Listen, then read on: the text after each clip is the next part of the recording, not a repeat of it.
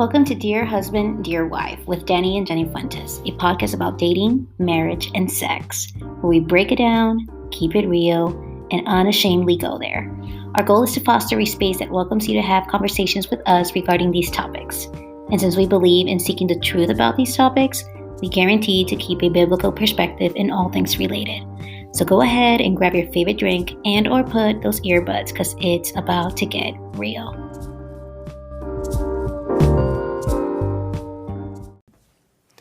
Hey guys. Welcome back. How's everybody doing? Hope y'all are doing great. Yes, this is Dear Husband, Dear Wife with Danny and Jenny. I am Danny. And I'm Jenny, and we are the Fountains. And we are the Fuentes. The Fuenteses. /Fountains. Well, last week's episode, we spoke about not losing ourselves. How do we not lose ourselves, keeping our uniqueness and our identity in marriage, or in dating, right? In this episode, we are going to be talking about how to balance marriage in a season of busyness. Because eventually, guess what? You do get busy. Life kicks in. Yeah. Work, school for some, 2 jobs for some to make ends meet. So how do we stay balanced in our marriages? And yeah, that's what we're going to be talking about. Yeah. So take it away, Jenny. Yeah. Well, I want to first and foremost say, I remember when we first got married, Danny was going to school. I was working.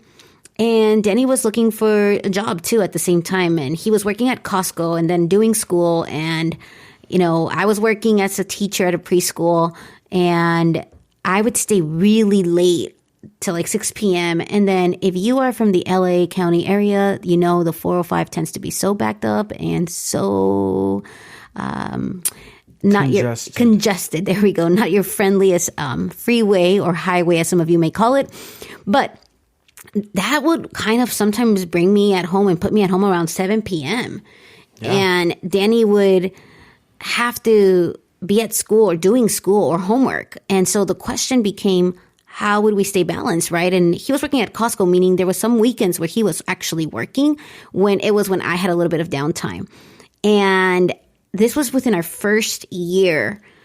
First year and a half of marriage, where it was just constantly go, go, go. And I would say it was the hardest probably to begin with because we had just gotten married. Mm-hmm. I also remember, literally right when we got married, we were both working for a nonprofit organization. Technically it was graveyard shifts that Jenny and I were doing. Oh, yeah. And then we got married, and then Jenny started applying for teaching jobs. Yep. And eventually she got hired, but I was doing graveyard shift. During this time, we were both still living with her parents. And, it was literally, both our schedules were completely inside out. Where, while she was at work, I was at home asleep because I had to work the graveyard shift. So by the time she got home from work, I was leaving. And so when I would get home from work, she was leaving. So technically, we wouldn't see each other until the weekend. But even the weekend was very, very difficult for me because when I was going into work Friday night, I was coming out Saturday morning, but I wanted to take advantage of that time to be with Jenny since we had just gotten married. So I technically would stay up a regular day on Saturdays, and I wouldn't go to bed till Saturday night. So I was really pushing it, being that I would go, if you do the math, I would sleep during the day on Thursday and then up all night Thursday night into Friday morning. And then it was just, my sleep schedule was just crazy. And I was always throwing it out of rhythm because, again, if I wanted to spend some time with Jenny, that meant that I had to sacrifice some sleep so that I can be with Jenny. Otherwise, we would never see each other. So that didn't last very long because obviously I wasn't healthy since we were just married. Yeah. And I started looking for another job. But, I mean, it was just pretty intense. Yeah, it was a really hard season. And I think within our first year of marriage, we learned that we had to make the effort to really be intentional about spending time together and about being committed to each other, even in the midst of sleepless nights or even in the midst of busyness. And I would say it was probably really hard, but not probably, it was hard. And we started, I am the person who likes to be very intentional of like planning and stuff like that. I'm the planner in the family. Danny's more of the loosey goosey. Is that what you say? Loosey goosey when it comes to planning. So I knew that both of our love languages was quality time. And so we needed to spend time together because if not, I was feeling the distance and so was he. So what we did is, like Danny said, he made the sacrifice of staying up on Saturdays with me.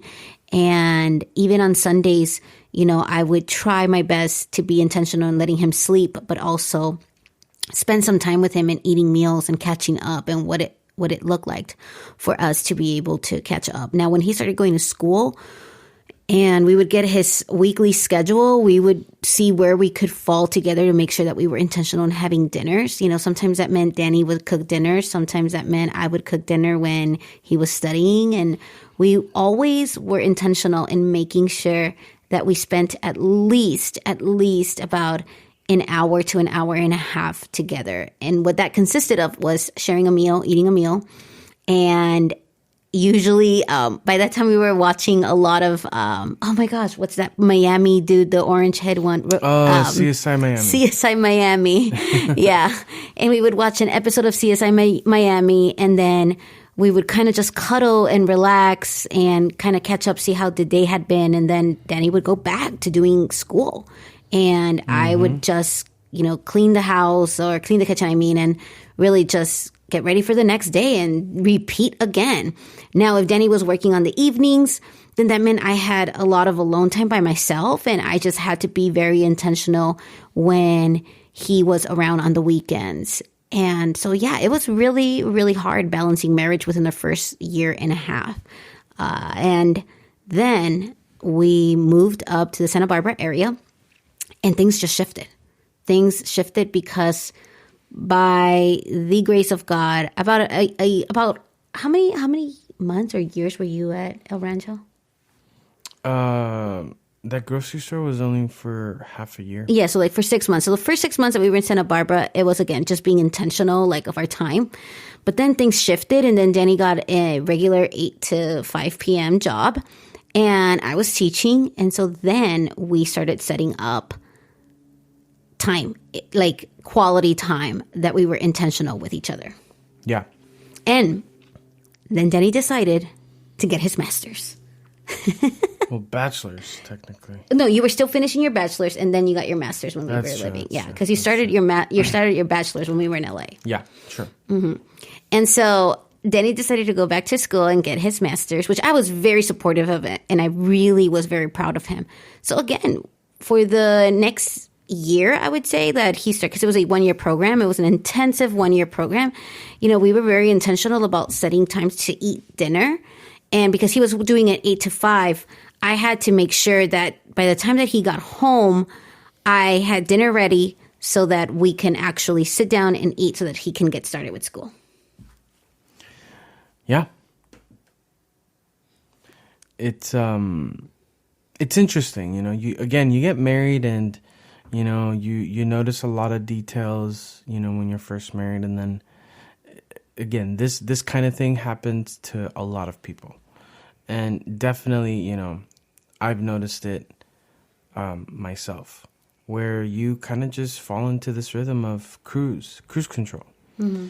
And, it's just going without you, it's moving forward without you realizing. But at the same time, there's a lot that you're missing.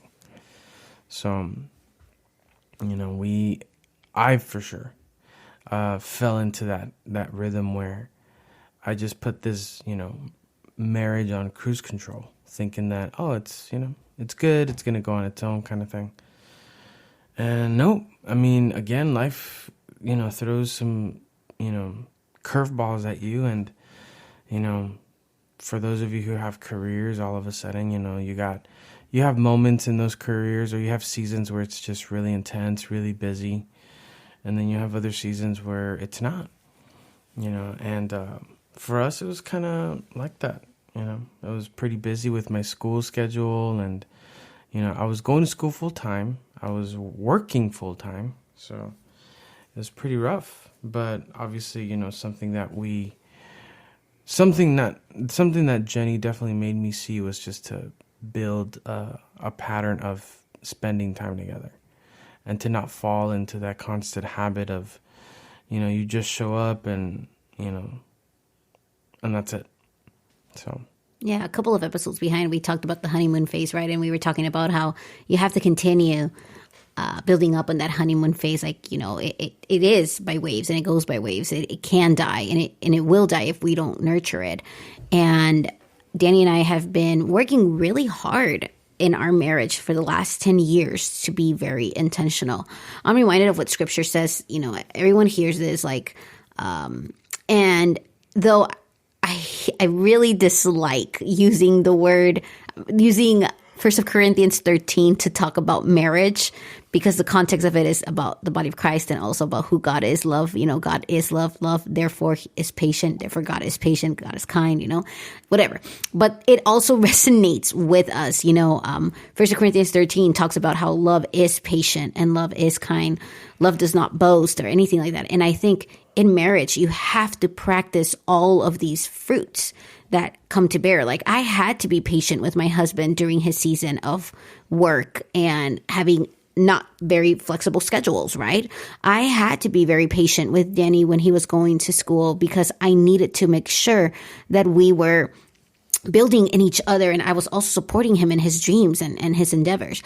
And I also I couldn't be jealous at the fact that he was doing something for his life. I couldn't be jealous at the fact that he was trying to become and be successful, because I knew in his heart and his intentions was to actually be successful, not just for his own sake, but also for the sake of our marriage and our future.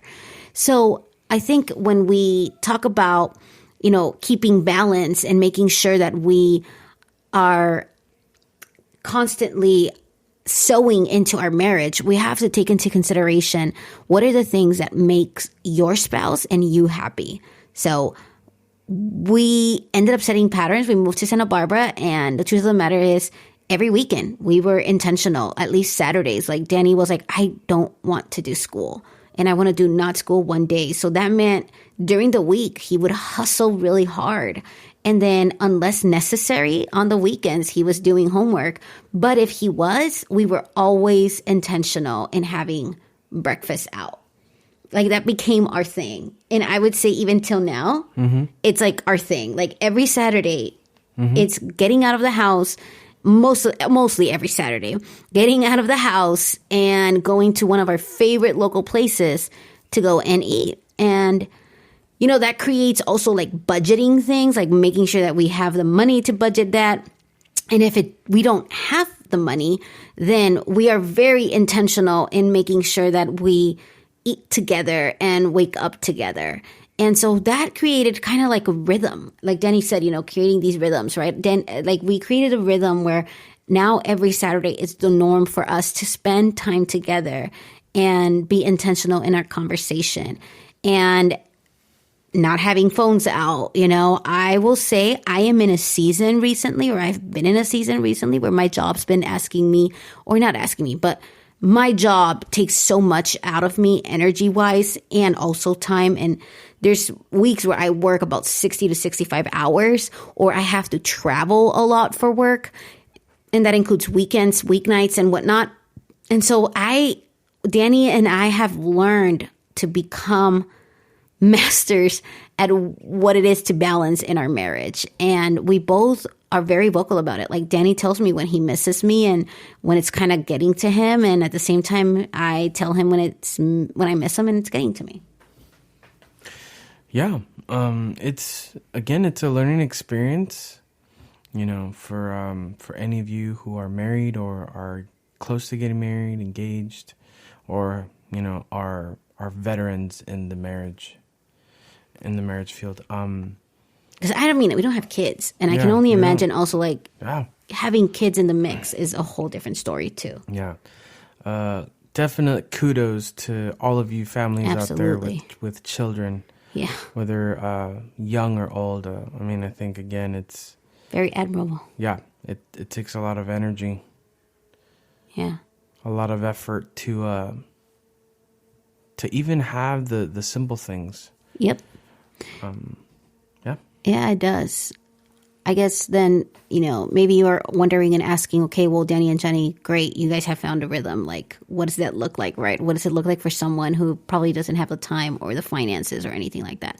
I guess the first thing that I would say is, number one, find something that you and your significant other enjoy doing together. Whatever that is. Is it watching movies? Is it watching, a TV show? Is it reading books together? Is it going for a walk around the neighborhood? Is it, whatever that is? And it doesn't have to be an hour. It doesn't have to be, 2 hours or the entire day or half of a day. But find something that you guys enjoy doing together. It's the first step that I would say to take, and talk about it. Yeah. Yeah. Don't be afraid to Voice. and extend your thoughts and opinions. Again, it's a learning process. There's no specific way to do things. Again, marriage is going to look different for everyone. So what might work for one couple doesn't necessarily mean that it's going to work for the other couple. Yeah, absolutely. And so I think, it's one of those concepts where you just have to kind of weigh things out and see how both parties feel when it comes to being able to make time for each other. Yeah, I think that's the first step. And then the second step is obviously talking about it, then finding something that you like doing together. I would say let's reverse those steps, right? Let's talk about it. Let's voice it, saying, hey, I'm really miss you. I forget, we sometimes we forget to say the most simplest words, which is, I miss you and I love you.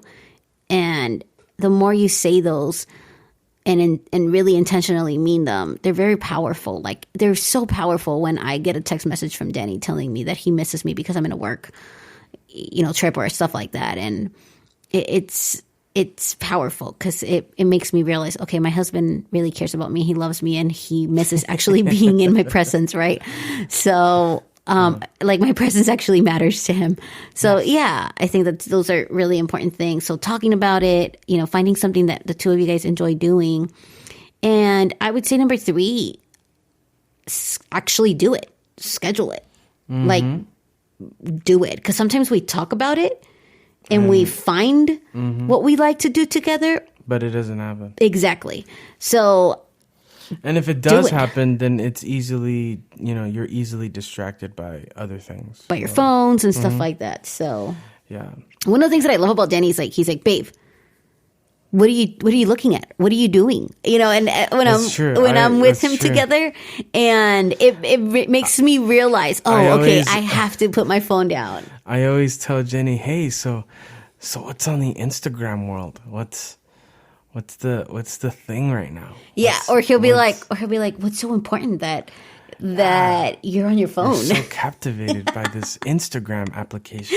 And I know they're like little jabs at me because I'm not focused. I'm not present, right? So I think those are really important things to take into consideration. I think with technology nowadays, our phones being so accessible, and I would say this, social media being a place where we like to flaunt the good stuff of life, right? I think, we can get so lost and distracted by that we miss out on the most important things in life. And I would rather see my husband not through my camera phone, like the phone or the camera on my phone, than sorry, what? Wow. No cameras. I would rather see my husband through my personal lens than through my camera phone lens. That's what I was going to say. Sorry. Like being present in that place, in that moment, in that time, versus trying to transcribe that moment through the phone and in social media. Yeah. If you hear my dog like crying in the our back, dogs are sorry, crying in like the he's in the background. other bedroom They're and just little weenies right now. But if you don't, awesome. Sorry. Yeah. So yeah, I think again, talk about it. Find something that you do like to enjoy together, and actually do it. Yeah, actually do it. Accountability is also good, right? Yeah, it's pretty good to to keep things balanced. It's easy, guys. It's very easy, and I say this from experience because it happens to me a lot. Where it's like, Jenny will come to me and she's like, hey, we haven't done this, or hey, I haven't done this with you. I want to do this with you. Let's do this on Tuesday, whatever, right? And then, like, for some apparent reason, it's like the devil hates me. And then that day is just, tons of crap going on left and right at work, super stressful. I come out late. By the time I get home, like, I don't even want to do the thing that we had agreed to. And so those moments have happened, But for those of you who have experienced that as well, again, it's understandable. There are going to be some times where it's just going to be like, what, can we just, change that to another day kind of thing. And then other moments will allow you the opportunity to still do what you want to do with your spouse. But again, it's one of those life experience where we just do the best that we can. And, it's always good to just keep trying. At the end of the day, I think it's the thought that counts rather than the action, if possible. Yeah. And I think one of the biggest things that I want to say is like, the intentionality can be daily, weekly, or every bi-weekly, whatever works with your guys' schedule, but being intentional about it. I think sometimes we put the pressure that we have to do it every day or that we have to do it every week, right? Like Danny said, life will happen. There's going to be moments where, life's going to throw you some curveballs. You may not be in the mood. You may not be excited anymore.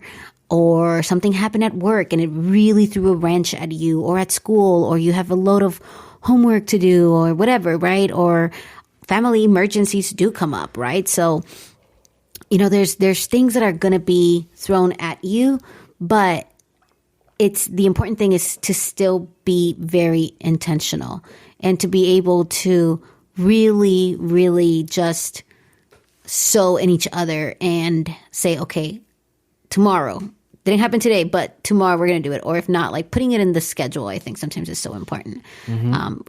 I know friends who actually have like a calendar and they put their date night, their sex day, like all of these things. We have other friends who like pretty intense. Who they have like a specific day that it's like sexy naked day, and yeah, that's real. And that is real, and they're being very intentional Don't about it. show up on Tuesdays in my house.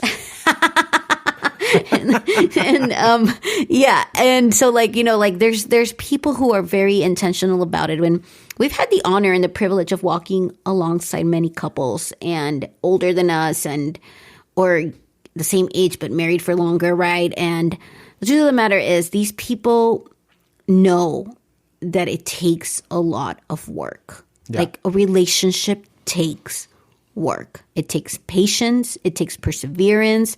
It takes a lot of humility. It takes a lot of hope and a lot of trust in that person to be able to make this successful. And so you have to be intentional in order to be successful in your marriage. Yeah. It's all about being intentional, guys. Finding that balance.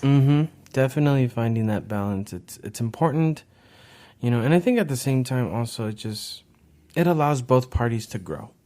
That's the truth. Again, this life is filled with a lot of distractions, a lot of things that'll keep you entertained. So it's very easy to lose yourself in those things. Yeah. But I think when you dedicate some kind of time, regardless of how long, we're not telling you, hey man, it has to be an hour or it has to be at least this amount of time. whatever that looks like to you. If it means that all you got is a solid 30 minutes, then you make those 30 minutes count. Yeah. You know? But I think in the end of the day, it's just, it helps to allow growth to take place in marriages. Yeah. Yeah. And last but not least, I think, find your group of people, find other couples, and walk together in this journey. Ask them questions, and, I think in our first year of marriage, we were part of this small group where it was all couples and only 2 or 3 single people. Yeah. And that was cool. That was really, really cool. Some of them were married, some of them were engaged, and some were recently married also. And it was so awesome to walk alongside them and to realize, oh, okay, cool. We're not the only ones going through this, and we're not the only ones struggling. You would be surprised as to how well connected you get when you meet other couples that are on the same journey as you. Yeah. It's, and again, it gives you hope. Yeah, it's not like you're gonna see the exact replica of what your marriage is like. Everyone's marriage is different, but it just feels good to know that there are other couples out there who have experienced the same things that you have, or are probably going through some of the things that you've already been through. And to just, to build those kinds of bonds and relationships, definitely, like Jenny said, it gives you hope to keep, to keep moving forward, to not, letting your marriage run on its own, and then suddenly you're surprised about the end result. Yeah. So whatever you have to do, I urge you to do it. I don't want to pressure you, but the truth of the matter is your relationship, if it's a healthy one, if you love this person, it's so worth fighting for, and it's so worth investing into. And so whatever you need to do to keep that balance, we encourage you to do so, Again, find the balance in your marriage. Find the balance if you have kids within your marriage and your kids. And if you're dating, find the balance when you're dating, and also find the balance for yourself. Because last week's episode was about not losing yourself too. Yeah. So it's all, that's why it's called balance, right? Because there's so many factors in place. Mm-hmm. And so take that into consideration as you continue to do life with the person that you first fell in love with. Yeah. And we just hope that, again, that all of this is somewhat useful. We're not perfect. We don't have all the answers. We don't know everything. All that we're doing is sharing our story with you guys. So whatever works, take it, make it your own, do with it as you wish. And whatever you think is trash, toss it out. Yep. All right, y'all. That's it. Yeah. Thank you guys for taking some time out of your week or weekend to drop on by to this podcast. We're grateful. We're thankful. I hope that you guys are having a good one out there. And if it's been a rough week, then I hope and pray for a positive week, a better one. Yeah. All right, y'all. Have a wonderful day. Take it easy. Until the next one. Bye.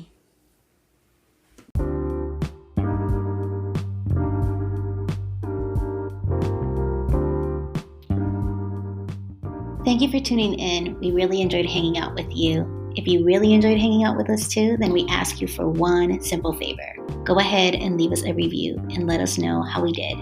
We thank you so much, and we really appreciate your time. We look forward to seeing you next week. Adios.